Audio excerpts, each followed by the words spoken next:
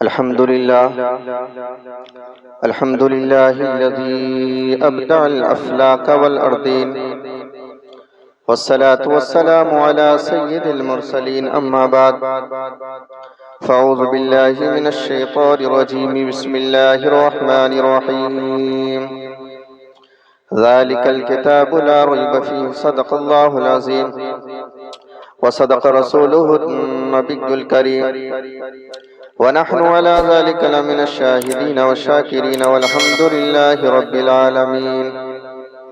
آئیے سب سے پہلے مصطفیٰ جان رحمت، شمع بزم ہدایت، آفتاب رسالت، مہتاب نبوت، انیس الغریبین، مراد المشتقین، جان عالمین، مزمل و مدثر و طاہا و یاسین احمدی مختار مدیدی کے تاجدار، امت کے غمخوار، ہم سب کے آقا محمد رسول اللہ صلی اللہ علیہ وسلم کی بارگاہ میں بابا بلند درود پاک سنائیے. پڑھی اللہم صلی علی سیدنا مولانا محمد مبارک وسلم. صلو علیہ وسلم علیکہ یا رسول اللہ صلی اللہ علیہ وسلم. آج کا یہ دل نواز پروگرام جس میں ہم اور آپ حاضری کی سعادتیں حاصل کر رہے ہیں، مولا کریم ہماری اس حاضری کو اپنی بارگاہ میں شرف قبولیت سے سرفراز فرمائے اور اس کو ہمارے لیے ذریعہ نجات بنائے. حضرات، یہ جو محفل سجائی ہے یہ ایصال ثواب کے لیے محفل سجائی ہے. رب کریم مرحوم کو جنت الفردوس میں اعلیٰ سلام مقام عطا فرمائے. اب منبر نور پر دکھ رہے ہیں علماء اکرام و شورا اعظام کا نورانی قافلہ حاضر و موجود ہے. حضرت علامہ مولانا مفتی جاوید صاحب قبلہ منبر نور پر تشریف فرما. ناظم صاحب اور کچھ دیر کے بعد خطیب ہندوستان حضرت علامہ مولانا مفتی نظام الدین صاحب بھی تشریف فرما یہاں پر تشریف فرما ہو جائیں گے. بس تھوڑی دیر کے لیے آپ کے روبرو حاضر. آغاز گفتگو سے قبل نعت رسول صلی اللہ علیہ وسلم کی چند اشارہ آپ کے سماعتوں کا حوالے ملاحظہ فرما لیں کہ گناہ گاروں کو بخشش کا بھروسہ کون دیتا ہے،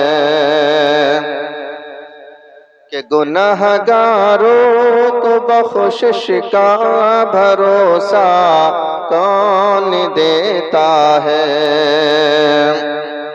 کہ گناہ گاروں کو بخشش کا بھروسہ کون دیتا ہے. میرے سرکار دیتے ہیں سہارا کون دیتا ہے، میرے سرکار دیتے ہیں سہارا کون دیتا ہے. اور شعر ملاحظہ فرمائیں کہ نبی مختار ہے اس کی روایات ڈھونڈنے والوں، کہ نبی مختار ہے اس کی روایات ڈھونڈنے والوں، کہ نبی مختار ہے اس کی روایات ڈھونڈنے والوں، کہ ذرا بتلاؤ تو جابر کو بیٹا کون دیتا ہے، میرے سرکار دیتے ہیں سہارا کون دیتا ہے. اور میرے سرکار کی رحمت خدیجہ پاک سے پوچھو، کہ میرے سرکار کی رحمت خدیجہ پاک سے پوچھو، کہ زمانے میں کسی بیوہ کو رشتہ کون دیتا ہے، زمانے میں کسی بیوہ کو رشتہ کون دیتا ہے. گناہ گاروں کو بخشش کا بھروسہ کون دیتا ہے، میرے سرکار دیتے ہیں سہارا کون دیتا ہے. درود پاک سنائیں. پڑھی اللہم صلی علی سیدنا مولانا محمد مبارک وسلم. صلو علیہ وسلم علیکہ یا رسول اللہ صلی اللہ علیہ وسلم. شاعر کہتا ہے کہ تم کو بننا ہے شان راہ منزل دوستو، باتیں نہ کرے بس تھوڑی دیر کے لیے، دل لگا کے بولے سبحان اللہ، کہ تم کو بننا ہے شان راہ منزل دوستو، تم اگر بھٹکے تو کتنے قافلے کھو جائیں گے، تم مت بھٹک جانا، تمہیں دیکھ کر کے دنیا اپنی اصلاح کرے گی، تمہیں دیکھ کر کے دنیا اپنی حالت بدلے گی۔ خواجہ نظام الدین دہلوی کی بارگاہ میں ان کا ایک مرید آیا، آنے کے بعد کہتا ہے سرکار میرے ساتھ ایک غیر مومن رہتا ہے، مگر سرکار وہ اسلام سے بڑی محبت کرتا ہے، بڑا پیار کرتا ہے، بڑا لگاؤ رکھتا ہے، سرکار اسے ایک دن میں آپ کی بارگاہ میں لے کر آ جاتا ہوں، آپ اسے کلمہ پڑھا دیجئے، اسلام میں داخل فرما لیجئے۔ خواجہ نظام الدین دہلوی کہتے ہیں اچھا اسلام اتنا کمزور ہو گیا، اب لانا پڑے گا، بٹھانا پڑے گا، کلمہ پڑھانا پڑے گا، تب کہیں جا کے وہ مسلمان ہوگا، ابھی تو اسلام کا شہزادہ ہے، اسلام کا جیالہ ہے، اسلام کا بیٹا ہے، تیرا چلنا پھرنا اٹھنا بیٹھنا ایسا کیوں نہیں کہ وہ میرے پاس آتا بھی نہیں، تجھے دیکھتا چلا جاتا، اسلام کی دولت سے مالا مال ہوتا چلا جاتا۔ اسلام ہمارا بے مثال، قرآن ہمارا بے مثال، اسی لیے تو رب فرماتا ہے ذالک الکتاب لا ریب فیہ، یہ وہ کتاب ہے جس میں شک کی گنجائش نہیں۔ قرآن زندہ معجزہ ہے، اخبار ایک بار پڑھو اچھا لگے گا، دوسری بار پڑھو طبیعت نہیں چاہتی، کتنا ہی اچھا ناول ہو، ایک بار پڑھو سکون ملے گا، دوسری بار پڑھو مزہ نہیں آتا، لیکن یہ قرآن ہے سبحان اللہ، 1400 سال ہو گئی ہم مسلوں پہ پڑھ رہے ہیں، ہم میلادوں میں پڑھ رہے ہیں، صبح ہوتی ہے تو سورہ یاسین پڑھتے ہیں، شام ہوتی ہے تو سورہ ملک پڑھتے ہیں، اور جتنی بار پڑھتے چلے جاتے ہیں اتنا ہی مزہ ملتا چلا جاتا ہے۔ یہ قرآن ہے، قرآن اس کی حفاظت کیجئے، کیونکہ یہ قرآن دنیا میں بھی کام آئے گا اور مرنے کے بعد بھی کام آئے گا۔ انسان جب دنیا سے رخصت ہو جاتا ہے، دنیا سے چلا جاتا ہے، اس کے عزیز و قریب اسے قبر میں دفنا کے چلے آتے ہیں، لیکن جب ایک قرآن پڑھنے والا قبر میں جاتا ہے اس کی قبر میں روشنی ہوتی ہے، روشنی کرنے والا کہتا ہے ٹینشن مت لینا، گھبرانا مت، میں نے تیری قبر کی تاریکی کیوں دور کر دیا۔ وہ کہتا ہے تو ہے کون؟ کہا میں تیرا دوست ہوں، کہا دنیا بھی جتنے دوست تھے سب مجھے چھوڑ کے چلے گئے، تو کون سا دوست ہے؟ وہ کہتا ہے میں رب کا قرآن ہوں، ارے ساری دنیا جب سو جاتی تھی تو مجھے جاگ کے پڑھتا تھا، دنیا میں تو نے مجھے نہیں چھوڑا، اب میں تجھے نہیں چھوڑوں گا۔ یہ قرآن ہے، قرآن، اس قرآن کی حفاظت کیجئے، کیونکہ اس قرآن کے لیے میرے نبی نے بڑی مشقتیں اٹھائی ہیں، بڑی تکلیفیں اٹھائی ہیں۔ دیکھو جب حضرت خدیجہ کے وصال کا وقت قریب آیا، سیدہ فاطمہ کو بلایا، کہتی ہے بیٹی تم تو جانتی ہو تمہارے باپ کو تبلیغ کا بڑا کام ہے، لیکن بیٹی میرے دنیا سے جانے کے بعد اپنے باپ کا خیال رکھنا۔ سیدہ فاطمہ کی ننھی سی عمر ہے اور ہاں ہاں کہتی ہوئی چلی جا رہی ہے، اور وہ وقت بھی آیا کہ جب میرے سرکار نے سیدہ فاطمہ کو تنہا گھر کے اندر چھوڑا اور طائف میں لوگوں کو قرآن سنانے کے لیے جانے لگتے ہیں۔ جیسے ہی میرے سرکار قرآن سنانے کے لیے جانے لگتے ہیں نا، سیدہ فاطمہ دامن کو پکڑ کے کہتی ہیں ابو جان مجھے تنہا چھوڑ کے کہاں جا رہے ہو؟ میرے سرکار نے اتنا سنا نا آنکھوں میں آنسو آ گئے۔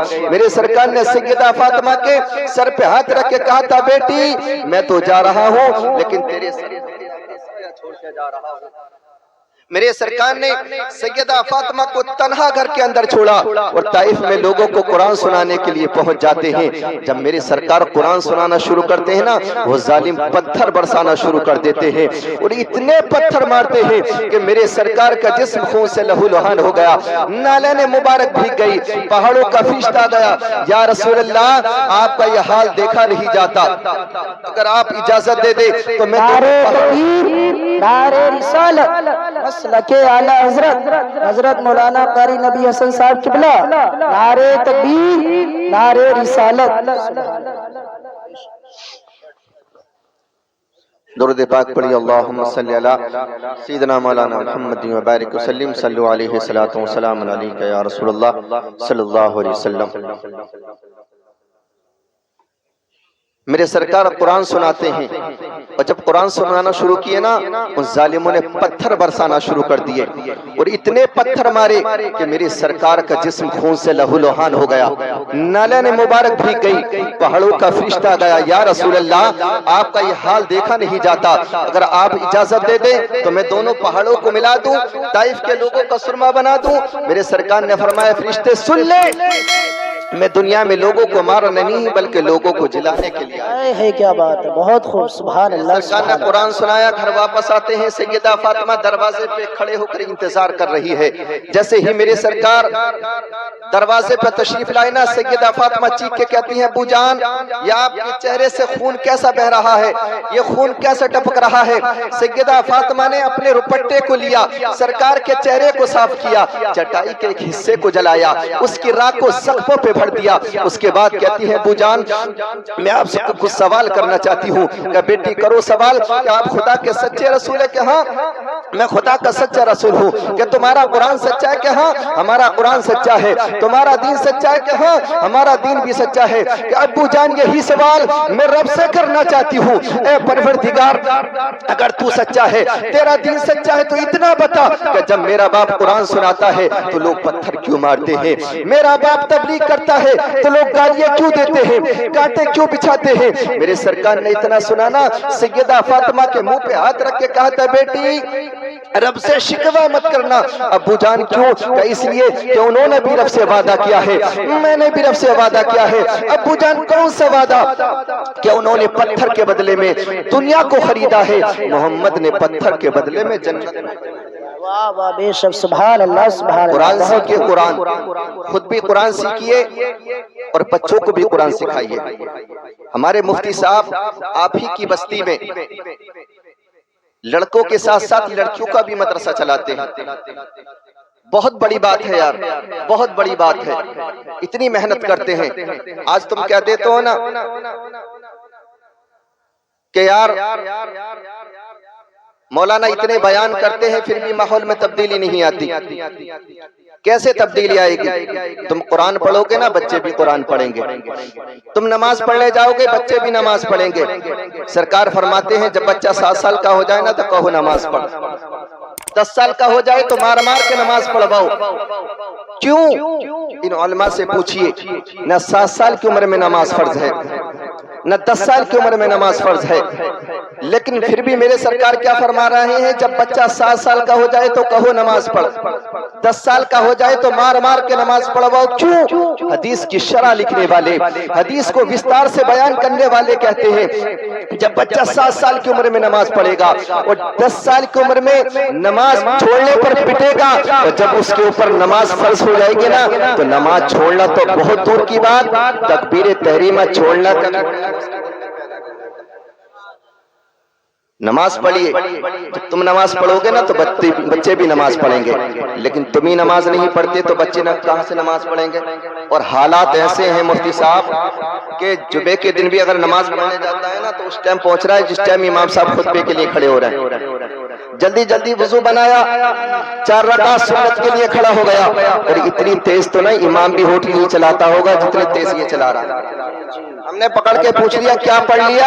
تو کہہ رہا شک کر رہے ہو؟ شک نہیں کر رہے، تیرے خیر کا ہے، ہمدرد ہے تیرے، بھائی ہے تیرے، قرآن و حدیث کا علم آتا ہے، کہیں اسی کے سامنے کھڑے ہو کر اسی کے گھر میں آ کر اسی کو دھوکہ تو نہیں دے رہا ہے۔ اور دھوکہ دے گا کس کو؟ جو دلوں کے رازوں کو جانتا ہے، جو دلوں کے رازوں سے واقف ہے۔ وہ تو قرآن میں کہتا ہے علیم بذات الصدور، جو تمہارے سینوں میں چھپائے میں اسے بھی جانتا ہوں۔ قرآن سیکھیے، خود بھی قرآن سیکھیے اور بچوں کو بھی قرآن سکھائیے، اور بچیوں کو بھی قرآن سکھائیے، اور اپنے اخلاق بھی اچھے کیجیے۔ آخری بات ختم، آخری بات، حضرت انس رضی اللہ تعالیٰ عنہ کہتے ہیں کہ میرے کریم آقا صلی اللہ علیہ وسلم تشریف فرما، مجمع لگا ہوا ہے، میرے سرکار بیٹھے ہوئے ہیں، ایک پاگل عورت آ گئی۔ کون عورت آ گئی؟ پاگل عورت۔ کہتی ہے یا رسول اللہ، اس کی آواز کیسی ہے؟ کہتی ہے یا رسول اللہ آپ سے کچھ بات کرنی ہے۔ حضرت انس کہتے ہیں حضور نے فرمایا بتا کیا بات ہے؟ کہتی ہے یا رسول اللہ یہاں نہیں، اکیلے میں باتیں کرنی ہے، اکیلے میں۔ وہ جو لوگ بیٹھے ہوئے تھے نا کہتے ہیں یا رسول اللہ یہ تو پاگل ہے، ایسے ہی کرتی رہتی ہے، آپ کا ٹائم بڑا قیمتی ہے۔ حضرت انس کہتے ہیں حضور کو جلال آ گیا، میرے سرکار نے فرمایا بیٹھ جاؤ، تم سے باتیں کر رہی ہے، اس سے باتیں کر رہی ہے۔ میرے سرکار نے فرمایا بتا کیا بات ہے؟ کہتی ہے یا رسول اللہ یہاں نہیں اکیلے میں بات کرنی ہے۔ میرے سرکار نے فرمایا ٹھیک ہے۔ وہ ایک صحرا میں لے کے چلی گئی، جنگل میں لے کے چلی گئی، خود بھی ریت پہ بیٹھ گئی، میرے آقا کو بھی ریت پہ بٹھا دیا۔ ایسا کوئی محبوب کہیں ہوگا نہ کہیں ہے، دیکھو بیٹھا ہے چٹائی پہ مگر عرش نشیں ہے۔ یار پاگل کو کیا باتیں کرنی تھی؟ کیا اسے حکومت پہ بات کرنی تھی؟ کیا اسے کوئی تجارت کی بات کرنی تھی؟ وہ کہتی ہے یا رسول اللہ مجھے لوگ پاگل کہتے ہیں، آپ منع کر دیں کہ مجھے کوئی پاگل نہ کہے۔ میرے سرکار نے فرمایا ٹھیک ہے منع کر دوں گا، آج کے بعد تجھے کوئی پاگل نہیں کہے گا۔ اس کے بعد کہتی ہے یا رسول اللہ مجھے بچے پتھر مارتے ہیں، آپ منع کر دیں کہ کوئی پتھر نہ مارے۔ میرے سرکار نے فرمایا ٹھیک ہے منع کر دوں گا، آج کے بعد تجھے کوئی پتھر نہیں مارے گا۔ اس کے بعد کہتی ہے یا رسول اللہ مجھ سے کوئی باتیں کرنے کے لیے تیار نہیں، مجھ سے کوئی بات کرنے کے لیے بھی تیار نہیں۔ حضرت انس کہتے ہیں حضور کی آنکھوں میں آنسو آ گئے۔ میرے سرکار نے فرمایا تیرا دل جب بھی کرے نا میرے پاس آ جانا، میں تجھ سے باتیں کروں۔ میرے آقا کا اخلاق دیکھیے۔ اور آج ہمارا حال کیا ہے؟ اگر دسترخوان پر نا چار بھائی بیٹھے ہوئے ہیں نا تو کوئی ایک دوسرے سے باتیں کرنے کے لیے تیار نہیں، سب کے ہاتھوں میں موبائل لگے ہوئے ہیں، سب اپنے اپنے میں لگے ہوئے ہیں، کوئی کسی کی خیریت پوچھنے کے لیے تیار نہیں۔ بھائی تیرا حال کیا ہے؟ تیری طبیعت کیسی ہے؟ تیرا کاروبار کیسا ہے؟ یار اپنوں کو وقت دیا کرو، اپنوں کو ٹائم دیا کرو۔ میرے آقا نے فرمایا تیرا دل جب بھی کرے نا میرے پاس آ جانا، میں تجھ سے باتیں کروں گا۔ اتنا کوئی بھی مصروف نہیں یار جتنا میری سرکار کی زندگی ہے۔ 23 سال میں دنیا کو بدلنا ہے، لیکن پھر بھی یار میری سرکار پاگل کو ٹائم دے رہے ہیں۔ حضرت انس کہتے ہیں کچھ دیر کے بعد وہ پاگل کہتی ہے یا رسول اللہ اب میں تھک گئی ہوں، آپ بھی چلے جائیں میں بھی جا رہی ہوں۔ حضور مسکرائے۔ میرے سرکار نے فرمایا ٹھیک ہے میں جا رہا ہوں، لیکن تیرا دل جب بھی کرے نا میرے پاس آ جانا، محمد عربی کا دروازہ تیرے لیے کھلا ہے۔ کیا بات! اپنے اخلاق اچھی کیجئے، نمازوں کی پابندی کیجئے، قرآن کی تعلیم بچوں کو سکھائیے، خود بھی سیکھیے بچوں کو بھی سکھائیے۔ شاعر کہتا ہے اے مومنو خدا کی عبادت نماز ہے، مقبول بارگاہ رسالت نماز ہے، کہ دنیا میں کام آئے گی دنیا کی دولتیں، عقبہ میں کام آئے وہ دولت نماز ہے۔ استغفر اللہ ربی من کل ذنب واتوب الیہ وما علینا الا البلاغ۔ السلام علیکم۔